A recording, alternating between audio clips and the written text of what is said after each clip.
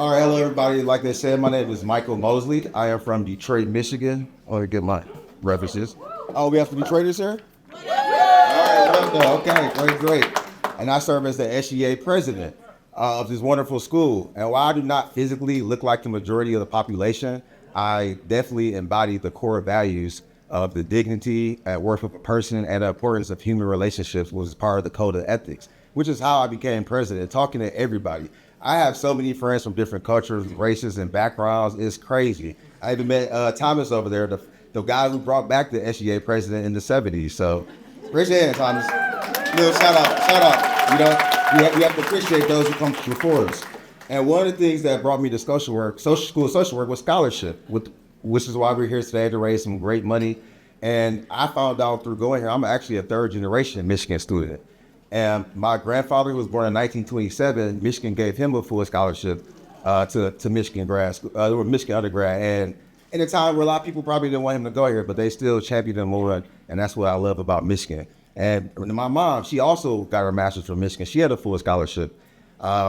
She was inspired in undergrad when a professor told her that Black shouldn't be in math or science. So what she do? Get a degree in math and science. You full scholarship, right? That's how we fight back, guys, by doing things, not words, actions. We can do things. And now I'm bringing, my brother went to U of M, and now I'm bringing it to me. And where I didn't get a full scholarship like my parents, but the scholarships that you guys provided enabled me to network, take advantage of the resources, Michigan, which is why we're the #1 social work school. We should give that up too, right? So we want to keep it #1 for you guys, which allowed me to become president. And the beautiful thing about it, I've never been president of nothing my whole life.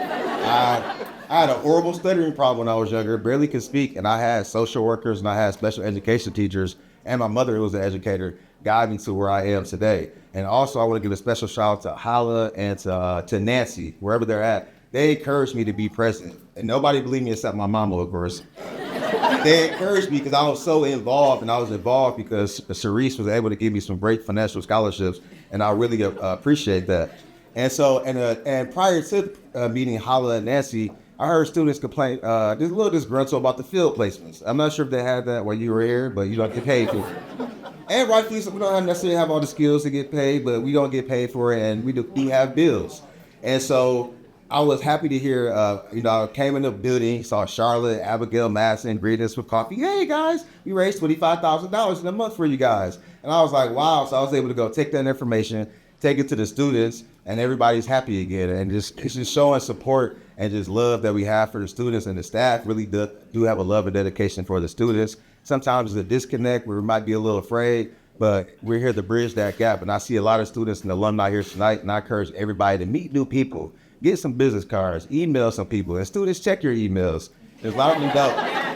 Check your emails, right? We get a clap for that? Please check your email. Come on, clap for the email.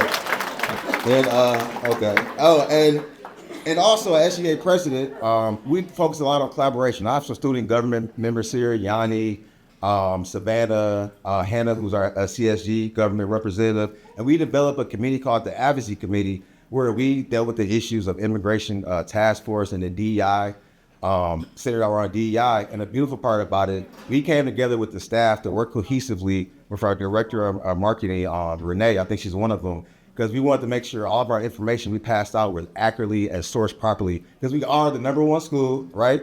And we want to stay that way. We have to give out accurate information. But working together, we're able to put out the right information and get a lot of things resolved. And lastly, I love to thank the Field Placement Office. The Field Placement Office is awesome. Erin King is around here somewhere. Something I missed her name. Standing next to Marion Miller, one of my favorite people, Marion Colony. And Stacey Peters is not here. They saw my resume, saw my strengths, and I thought they were going to play to my strengths, but no, they picked a job to my weakness where I could polish my resume, polish me as a social worker. I complained, but I did. I complained. I was a complaining student, but I listened. There's a lot of wisdom here, guys. A lot of wisdom that can be learned from people who've been here before, and that's their job. And because of that, over spring break, unfortunately, I went to visit my mom, and she was in the hospital. And the story turns out good, so don't be sad. And because I'm a case worker at Michigan Medicine Hospital, I was able to go in there and advocate for her properly. And of course, when you put this Michigan logo on, everybody starts shuffling papers since the urgency picks up.